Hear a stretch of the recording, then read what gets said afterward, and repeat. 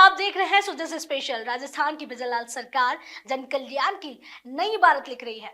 मुख्यमंत्री श्री बिजनलाल शर्मा के सशक्त नेतृत्व में प्रदेश विकास की नई रफ्तार पकड़ रहा है।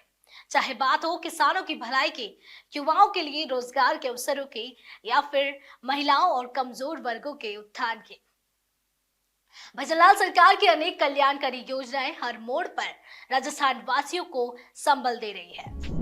हनुमानगढ़ के टिब्बी क्षेत्र में किसानों और पुलिस के बीच हुआ विवाद कानून व्यवस्था की एक गंभीर चुनौती बन गया है, लेकिन मुख्यमंत्री श्री भजनलाल शर्मा के नेतृत्व में सरकार इसे बेहद संवेदनशीलता और जिम्मेदारी से हैंडल कर रही है। डून एथेनॉल फैक्ट्री विवाद से शुरू हुआ तनाव भले ही अचानक उपजा विवाद लगे, लेकिन भजनलाल सरकार का कहना है कि इसकी नींव पूर्व सरकार की अव्यवस्थित नीतियों में छिपी है। मौजूदा सरकार किसानों के लिए लगातार निर्णय ले रही है, चाहे संवाद बढ़ाने की बात हो, मुआवजे का समाधान या उद्योग और कृषि दोनों को संतुलित रास्ता देने की कोशिश। खाद्य मंत्री श्री सुमित गोदारा और मंत्री श्री जोगाराम पटेल का कहना है कि सरकार किसानों के साथ है और हर कदम पर उनकी सुरक्षा, सम्मान और हितों को प्राथमिकता दे रही है। हनुमानगढ़ के टिब्बी क्षेत्र में इथेनॉल फैक्ट्री चालू करने का कांग्रेस सरकार में 2022 में इसका घोषणा की गई थी। उसमें इथेनॉल प्राइवेट लिमिटेड और कांग्रेस सरकार के बीच में 2022 में तत्कालीन कांग्रेस सरकार के बीच में एमओयू हुआ और इसकी भूमिका 2023 में औद्योगिक रूपांतरण करा गया, एनओसी जारी की गई उसके लिए। अब कल की घटना जो हुई उसमें कांग्रेस के नेता ही द्वारा इसका विरोध किया गया, कांग्रेस के नेताओं के द्वारा, साथ में कॉमरेडों के द्वारा, जबकि कांग्रेस के द्वारा ही इस प्रोजेक्ट का लाया गया था। उस समय यही बताया गया था कि इसमें किसानों को फायदा होगा, पर कल की घटना बड़ी दुर्भाग्यपूर्ण रही। उसमें असामाजिक तत्व, लगभग 1000 एक असामाजिक तत्वों ने जाकर उस फैक्ट्री पर हमला किया और 10 वाहन जलाए उन्होंने, जिसमें कुछ एक पल्लू की थाने की जीप भी थी और वहाँ कंपनी के जो कर्मचारी थे उनके भी वाहन थे और भी प्राइवेट वाहन थे, वो जलाए गए। लगभग 2 दर्जन पुलिस कर्मचारियों को गंभीर चोट भी आई। बड़ी दुर्भाग्यपूर्ण घटना रही, जबकि पुलिस प्रशासन उनसे बात भी करने को तैयार था, बात भी कर रहा था, पर जो असामाजिक तत्व आए उन्होंने प्रयास किया कि माहौल खराब है। और ये हमेशा से ही कांग्रेस के द्वारा और कुछ उस क्षेत्र में और काफ़ी जगह हमने देखा किसानों के नाम पर लोगों को गुमराह करते हैं, जबकि हनुमानगढ़ क्षेत्र वो क्षेत्र है जहाँ पर सरकार द्वारा हमेशा सबसे ज़्यादा किसानों को लाभ दिया जा रहा है। माननीय मुख्यमंत्री जी इस भीषण गर्मी में गए, वहाँ हजारों करोड़ के गंगानगर हनुमानगढ़ में किसानों के खाले मोगों के लिए राशि जारी करी, और ना सिर्फ वो राशि जारी करी बल्कि किसान सम्मान निधि तो दे ही रहे। जबकि गेहूं जो सबसे ज्यादा उत्पादन राजस्थान में हनुमानगढ़ में होता है, 22 लाख मैट्रिक टन माननीय भजनलाल शर्मा जी की सरकार ने पिछले साल जो लिया 22 लाख मैट्रिक टन गेहूं, उसमें से 8,62,000 मैट्रिक टन गेहूं, यानी 40% गेहूं, 2575 जो भारत में सबसे ज्यादा समर्थन मूल्य पे गेहूं खरीदा गया, वो हनुमानगढ़ जिले से खरीदा गया। ये इसलिए मैं आपको बता रहा हूं कि हमेशा माननीय भजनलाल जी का हमेशा रुख किसानों के लिए, और बीजेपी का, केंद्र सरकार का हमेशा किसानों को लाभ मिले वो रुक रहा है। पर वो काफी जो कल के आंदोलन में जो इस तरह तथाकथित लोग शामिल हुए, राजस्थान से बाहर से भी कुछ लोग आए जिन्होंने माहौल खराब करने का बीड़ा उठाया, और कांग्रेस के विधायक और वहां के एमपी भी वहां आए। हम उनसे पूछना चाहते हैं, जब आपके पूर्ववर्ती सरकार मुख्यमंत्री द्वारा ये एमओयू जारी किया गया, आप ही के दौर ने प्रयास किया कि इस तरह के नवाचार राजस्थान में आए, तो आप अब क्यों विरोध कर रहे हैं और किसानों को क्यों गुमराह कर रहे हैं?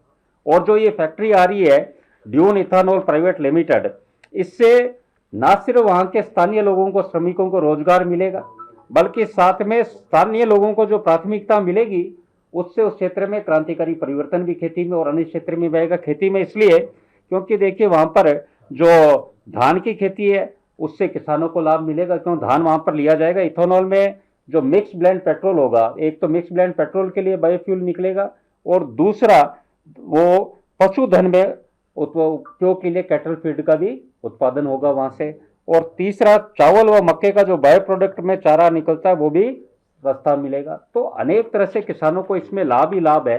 पर सबसे बड़ा विषय जो वहां पर गुमराह किया जा रहा है लोगों को, वो ये इस उद्देश्य लेकर कि साहब इससे वहां पर पानी निकाला जाएगा।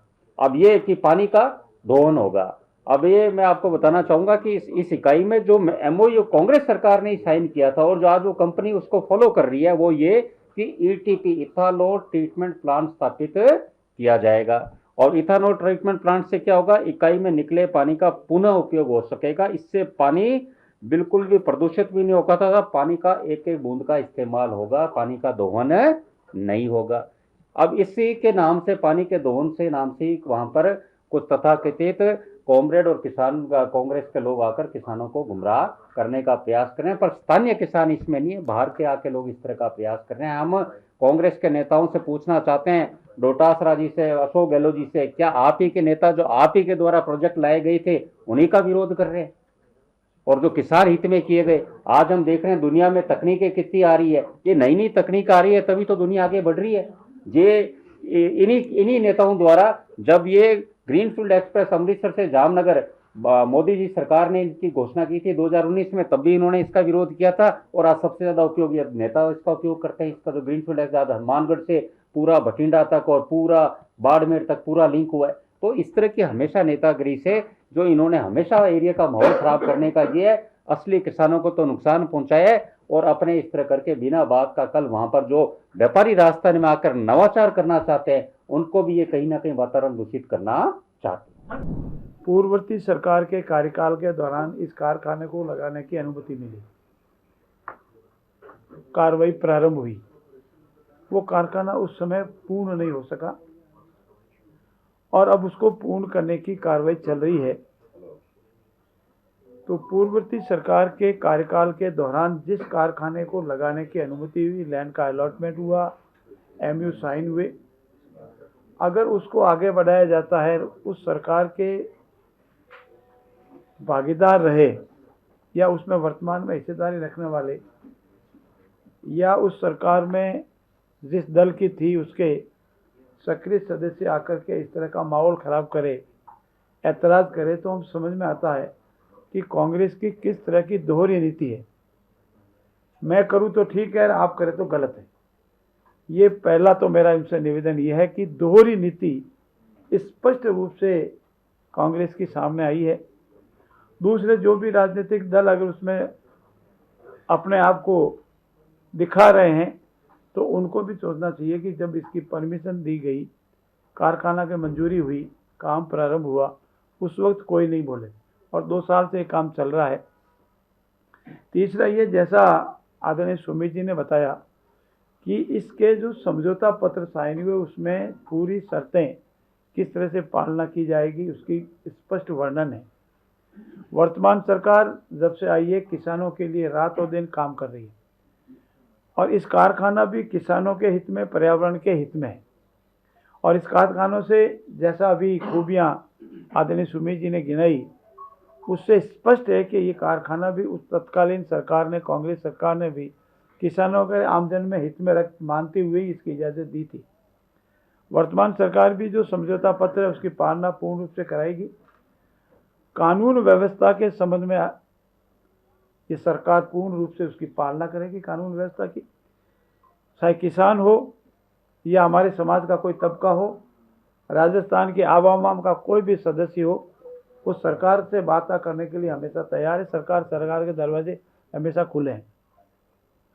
कल भी वरिष्ठ प्रशासनिक अधिकारियों ने पूरी कार्रवाई उनको बताया, समझाया, लेकिन कुछ मॉब में, भीड़ में असामाजिक तत्व घुस जाते हैं, फिर वो तोड़ फोड़ करते हैं, गाड़ी जलाते हैं, जिससे माहौल ख़राब होता है और मजबूरन फिर पुलिस को एक्शन लेना पड़ता है। जानबूझ करके कोई एक्शन नहीं लेता है। उनकी ओर से उग्रता का तीव्र प्रदर्शन किया गया, गाड़ियां जलाना, दीवार तोड़ना, ये एक प्रजातांत्रिक व्यवस्था में ठीक नहीं। आप अपनी बात कीजिए, अपना विरोध बताइए, आप अपनी बात का किसी भी रूप में कह सकते हैं, लेकिन आग लगा करके, दीवार तोड़ करके कानून को हाथ में लेकर करेंगे तो सरकार कानून व्यवस्था बनाए रखने के लिए जितने भी उचित कदम है वो पूरे उठाएगी और कानून व्यवस्था को भंग नहीं हो देगी। इस सरकार ने किसानों के लिए जितने काम किए उसको बार बार आपको गिनाए गए। MSP बढ़ाने का हो, गेहूं का 150 तक हमने MSP बढ़ाई है, अन्य जिन्सों पर भी MSP बढ़ाई है। पहली सरकार है जिसने मुख्यमंत्री किसान सम्मान निधि घोषणा की और 9,000 तक की इसको बढ़ाई है। ये पहली सरकार है जिसने किसानों को दिन में बिजली देने का कार्य प्रारंभ किया और अभी 22 जिलों में दिन में बिजली दे रहे हैं, बिजली में आत्मनिर्भर बनने की ओर जा रहे हैं। ये सरकार है जिसने किसानों के सम्मान के लिए उनके किसी कनेक्शन जितने ड्यू थे उसे अधिक से अधिक देने का प्रयास किया और दिए भी हैं। तो ऐसे अनेक कदम वर्तमान भाजपा सरकार ने यशस्वी मुख्यमंत्री जी के नेतृत्व में उठाए, क्योंकि हमारे मुख्यमंत्री जी स्वयं काश्तकार हैं। हम उनमें से उनके साथी ज़्यादातर हम सब काश्तकार हैं, हाथ से खेती की हुई। हम किसान के दर्द को जानते हैं। राजनीति करना अलग विषय हो सकता है, राजनीति और किसी मुद्दे पर की जा सकती है, लेकिन उस क्षेत्र जो शांत रहा है, पहले उनके कार्यकाल में कभी शांत नहीं रहा। किसानों के हितों की वहाँ बात हो रही है, सिंचाई के लिए वहाँ साधन उपलब्ध कराए जा रहे हैं, खेलों में व्यवस्था की जा रही है। ऐसी स्थिति में मेरा ये कहना है, मेरा ये मानना है कि ये प्रायोजित आंदोलन करवाया गया है, किसानों का आंदोलन नहीं है, ये प्रायोजित आंदोलन है। उसकी मैं भर्त्सना करता हूँ और सभी से नम्रता से निवेदन करता हूँ कि सरकार से वार्ता करें, अपनी बात कहें, जो कानून सम्मत है वो सब उनकी मानी जाएगी, लेकिन कानून को हाथ में लेने का प्रयास नहीं करें। अगर कानून को हाथ में लेने का प्रयास करेंगे तो सरकार को मजबूर होकर कानून व्यवस्था बनाए रखने के सभी कदम उठाने पड़ेंगे। मुझे पूर्ण विश्वास है कि ये विषय शीघ्र ही निपट जाएगा। सो जिस स्पेशल में आज के लिए इतना ही, फिर मिलेंगे जन कल्याण की किसी नई कहानी के साथ। तब तक के लिए देखते रहिए सुजय समाचार। हमारे चैनल को लाइक, सब्सक्राइब और शेयर करना ना भूले। धन्यवाद।